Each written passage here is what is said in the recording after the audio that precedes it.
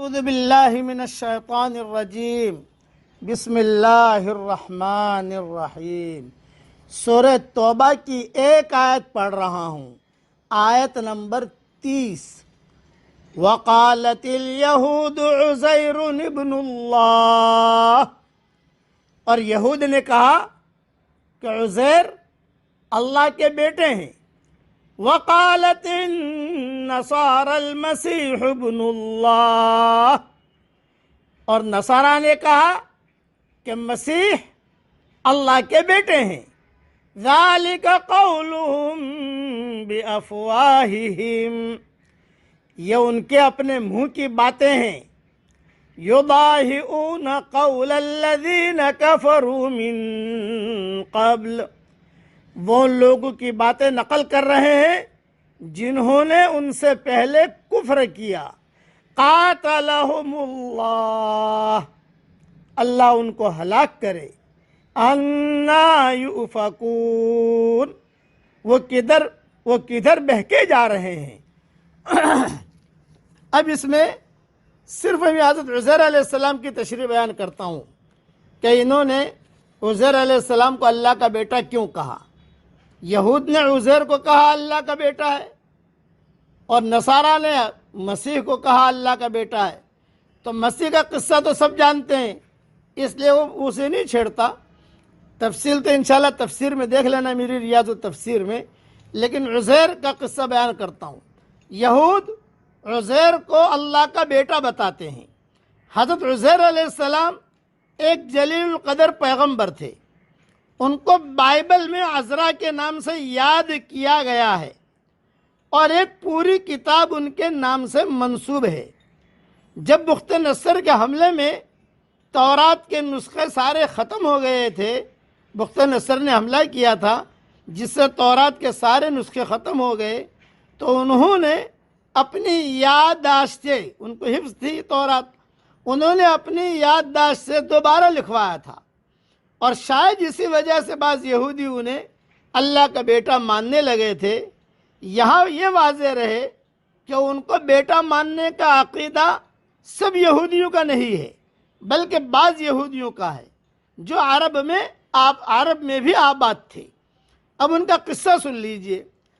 یہود عزیر کو اللہ کا بیٹا بتاتے ہیں۔ اللہ اس سے پاک اور برتر اور بلند ہے کہ اس کی اولاد ہو۔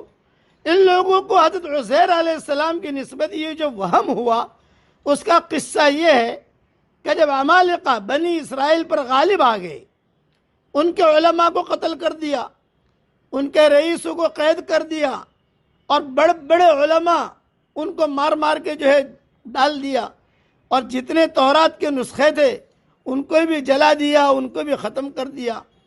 تو عزیر علیہ السلام علم کے اٹھ جانے اور علماء کے قتل ہو جانے سے اور بنی اسرائیل کی تباہی سے سخت رنجیدہ ہوئے، اور اب جو رونا شروع کیا، بہت روئے حضرت عزیر علیہ السلام، بہت روئے، تو اتنا روئے کہ آنکھوں سے آنسو نہ تھمتے تھے، روتے روتے پلکیں بھی جھڑ گئی۔ اور یہ روئے کیوں؟ بھئی بنی اسرائیل کے اتنے علماء شہید ہو گئے، اوہو، تورات آسمانی کتاب تھی، یہ بھی انہوں نے ختم کر دی۔ جگہ جگہ سے لے کر جہاں تورات دیکھتے تھے، یہ بخت نصر کے لوگ بنو عمالقہ اس کو یعنی کسی کے گھر میں تورات بھی لی، وہ گھر والے کو مار دیتے تھے اور تورات کو بھی جلا دیتے تھے۔ جہاں پتہ چلا کہ تورات ہے، بس اس کا ٹھکانہ نہیں، اس کو اٹھا لیتے تھے۔ اس طریقے سے انہوں نے ان پر ظلم کیا تھا۔ اس وجہ سے عزیر علیہ السلام بہت روئے، پلکیں جھڑ گئی، اور بہت ہی روتے رہے۔ روتے ایک دن میدان سے گزر ہوا، اور روتے ہوئے جا رہے تھے کہ ایک عورت ایک قبر کے پاس بیٹھی رو رہی ہے اور کہہ رہی ہے، ہائے اب میرے کھانے کا کیا ہوگا، میرے کپڑوں کا کیا ہوگا۔ اس کے شوہر کی قبر تھی اور وہیں رو رہی تھی۔ تو حضرت عزیر علیہ السلام اس کے پاس ٹھہر گئے اور اس سے فرمایا، اس شخص سے پہلے تجھے کون کھلاتا تھا اور کون پہناتا تھا؟ یہ تو اس کی قبر پر آ کر رو رہی ہے، اس سے پہلے تجھے کون کھلاتا تھا، کون پہناتا تھا؟ تو اس نے کہا، اللہ تعالیٰ. تو آپ نے فرمایا پھر اللہ تعالیٰ تو اب بھی زندہ باقی ہے، اس پر تو کبھی موت نہیں آئے گی. یہ سن کر اس عورت نے حضرت عزیر علیہ السلام کو نصیحت کی کہ اے عزیر، پھر تو یہ بتا کہ بنی اسرائیل سے پہلے علماء کو کون علم سکھاتا تھا؟ آپ نے فرمایا اللہ تعالیٰ. اس نے کہا پھر آپ یہ رونا دھونا لے کر کیوں بیٹھے ہیں؟ بس حضرت عزیر علیہ السلام سمجھ گئے کہ پہلے بھی اللہ نے علم اتارا تھا، اللہ ہی نے حفاظت کی تھی، اللہ ہی نے علماء پیدا کیے تھے. آپ کو سمجھ میں آ گیا کہ یہ عورت کی طرف سے مجھے تنبیہ کی گئی ہے، یہ ربانی غذا ہے، اللہ کی طرف سے معاملہ ہے. سمجھ میں آ گیا یہ جناب باری سبحانہ تعالیٰ کی طرف سے آپ کو تنبیہ ہے. پھر جو ہے آپ سے فرمایا گیا کہ فلاں نہر پر جا کر غسل کرو، وہیں 2 رکعت نماز ادا کرو، وہاں تمہیں ایک شخص ملیں گے، وہ جو کچھ کھلائے وہ کھا لو. چنانچہ آپ وہیں تشریف لے گئے، نہا کر نماز ادا کی، دیکھا کہ ایک شخص ہے، کہہ رہے ہیں منہ کھولو، آپ نے منہ کھول دیا. انہوں نے 3 مرتبہ کوئی چیز آپ کے منہ میں بڑی ساری ڈالی.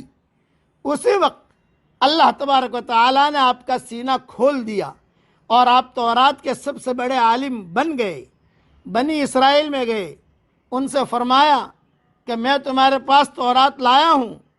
انہوں نے کہا آپ جھوٹ بولنے والے تو نہ تھے، آپ جھوٹ کیوں بول رہے ہیں؟ تو آپ نے اپنی انگلی کے ساتھ قلم کو لپیٹ لیا اور اسی انگلی سے بیک وقت پوری تورات لکھ ڈالی. ادھر لوگ لڑائی سے لوٹے، ان میں ان کے علماء بھی واپس آئے تو انہیں عزیر علیہ السلام کی اس بات کا علم ہوا. یہ گئے اور پہاڑوں اور غاروں میں تورات شریف کے جو نسخے چھپا آئے تھے وہ نکال لائے. جب بنو عمالقہ بخت نصر تورات کو جب جلانے لگے، ختم کرنے لگے، تو کچھ نسخے علماء پہاڑوں میں چھپا آئے تھے اور جنگلوں میں جا کر چھپا آئے تھے کہ جب حالات ٹھیک ہوں گے تو ہم یہ تورات لے آئیں گے. چنانچہ وہ گئے اور اس پر جو ہے وہ جو بھی پہاڑوں میں نسخے چھپا آئے تھے وہ نکال لائے اور ان نسخوں سے حضرت عزیر علیہ السلام کے لکھے ہوئے نسخے کا مقابلہ کیا تو بالکل صحیح پایا، ایک حرف بھی آگے پیچھے نہیں. اس پر بعض جاہلوں کے دل میں شیطان نے وسوسہ ڈال دیا کہ آپ اللہ کے بیٹے ہیں. اس لیے قرآن میں کہا گیا کہ وقالت الیہود عزیر ابن اللہ. یہ پوری تفصیل میں نے بیان کر دی آپ کو. حضرت مسیح علیہ السلام کو نصرانی اللہ کا بیٹا کہتے تھے، ان کا واقعہ تو ظاہر ہے، ہر آدمی جانتا ہے، اس لیے میں اسے بیان نہیں کرتا. یہ ساری تفسیر تو میں نے تفسیر ابن کثیر سے لی ہے، جلد 2 صفحات 340. اب پڑھ لیجئے میرے ساتھ. اللہم لک الحمد حمدن حمدا